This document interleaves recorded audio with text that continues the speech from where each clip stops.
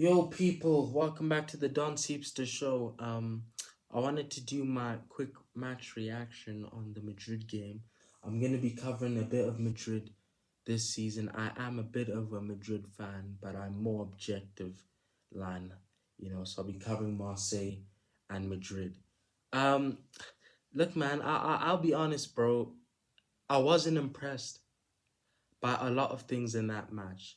You know what I mean? The only person who to me really impressed me was Arda Güler. I thought Güler was amazing, and I thought Jude Bellingham did what Jude Bellingham does. You know what I mean? I thought technically he was really good today. But apart from them, I thought everyone was awful. Vinicius looked terrible. Touch looked off. Looked slow. You know what I mean? And again, with Vinicius, always, man, like it's crazy to see the fall off in modern day football when that guy is supposed to be the best winger in the world, bro. You're looking at a guy who his decision making is horrendous, bro. The guy gets into like big moments, and all he needs to do is look across the line and he'll see players there. But this guy who always makes the wrong decision, awful. Um, but no, man, I thought it was really poor, man. And then Mbappe, you know what I mean? Again, another performance where he just looks like, it just looks poor, man. There's just a lack of quality, it seems sometimes, with these players. They're just so irrational. But the scary thing is, those are the two best players in the world. And they look so average. Technically, it's like sometimes they look really good technically, and sometimes they look really bad. So that's the scary things with those two. But probably next game, one of them will score a hat trick and we'll all forget. But I'm not gonna forget. Um, in terms of the defenders, again, I look at Dean Housen, he wasn't too bad. Konate, man, he looks a bit clumsy. He was at fault for the goal. I thought Carreras didn't really offer a lot in attack. Dumfries was not bad, but again, I do agree with the sentiment that I think Trent Alexander-Arnold probably would have been a better option against that deep block again uh, in that match.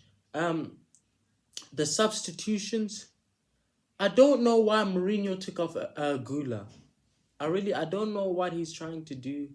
I don't know why you would do that. I know they scored, but it was just the wrong decision because Gula was the best player clearly on the pitch, But Aspie came on and he scored the goal, which was cool. But again, matches like these against Espanyol, Madrid have to be winning these types of matches. So as much as we crediting Aspie, he came on, he did well for himself. But Mourinho, man, you really need to get the balance of this team correct. I'm telling you right now, Mourinho not getting Rodri, and I don't know if Rodri really didn't want to go to Madrid, but I believe that is gonna prove to be the worst decision that Madrid have made because they should have tried harder. I don't care if Rodri said no. They should have begged him. Get on your knees and beg him to come because they needed him badly. They need Rodri. So I'm looking at the team right now, and you got players like Chouameni, Valverde, Camavinga in the midfield. These are players who they lack press resistance. You know what I mean? These are guys who they look at the football and they think it's a bomb. They boot the ball out of play. They're very scared players on the ball. So I don't really understand how, because Bernardo Silva is a good addition, but I don't think that's enough to be able to win a UCL, nor win a league when you're competing against Pedri, Rodri, and Danny Almo. I don't know if and De Jong. I don't know if you're going to be able to win the league with that sort of a midfield, But I was impressed with Madrid in preseason. That first game, that's very disappointing. And also to end off the video, um, Yan Diamande, I don't know about him, man. He looks a bit dodgy. See you in the next video, guys.